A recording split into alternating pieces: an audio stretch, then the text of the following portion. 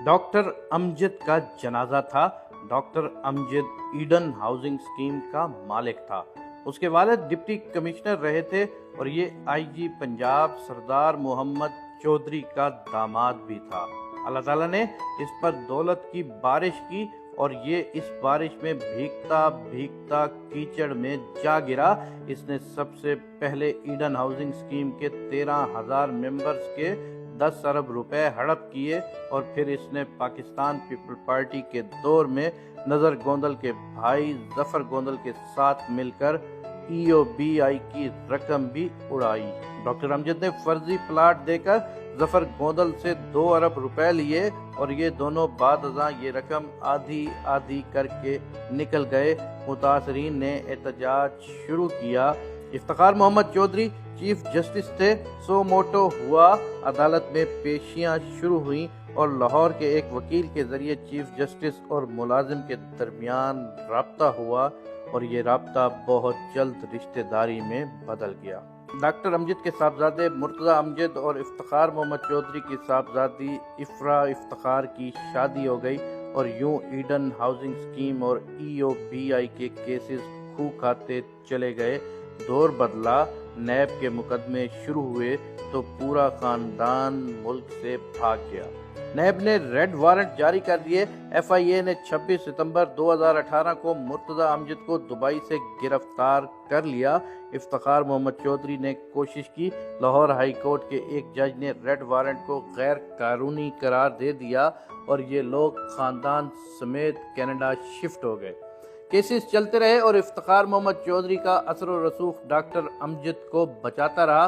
Farad की रकम 25 अरब रुपए तक पहुंच गई थी और ये इस दौरान प्ली बार्गेन के लिए भी राजी हो गया, लेकिन ये 3 अरब रुपए देकर 25 अरब रुपए माफ कराना चाहता था। नैब नहीं माना। ये इस दौरान किसी पुरअसरार बीमारी का शिकार हो गया। पाकिस्तान आया, इलाज शुरू हुआ, लेकिन तबीयत बिगड़ती रही, यहाँ तक कि दुनिया भर के डॉक्टर, अद्वियात और इफ्तिखार मोहम्मद चौधरी का असर रसूख भी काम ना आया और डॉक्टर अमजद 23 अगस्त 2021 को लाहौर में इंतकाल कर गए।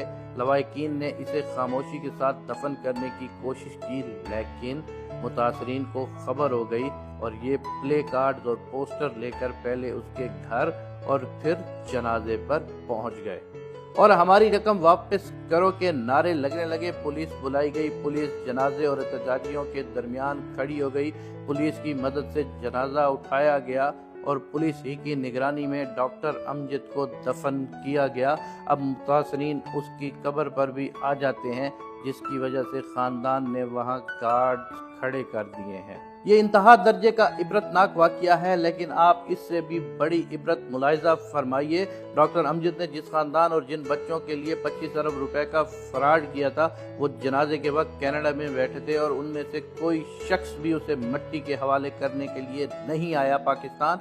ये वाकया दौलत के पीछे बावले होने वाले बेवकूफ़ों के लिए है, निशाने इबरत है। ये साबित करता है कि इंसान जब हवस के कीचड़ में गिरता है तो फिर इंसान नहीं रहता, ये बदबूदार कीचड़ बन जाता है। आपने कभी गौर किया दौलत आखिर है क्या?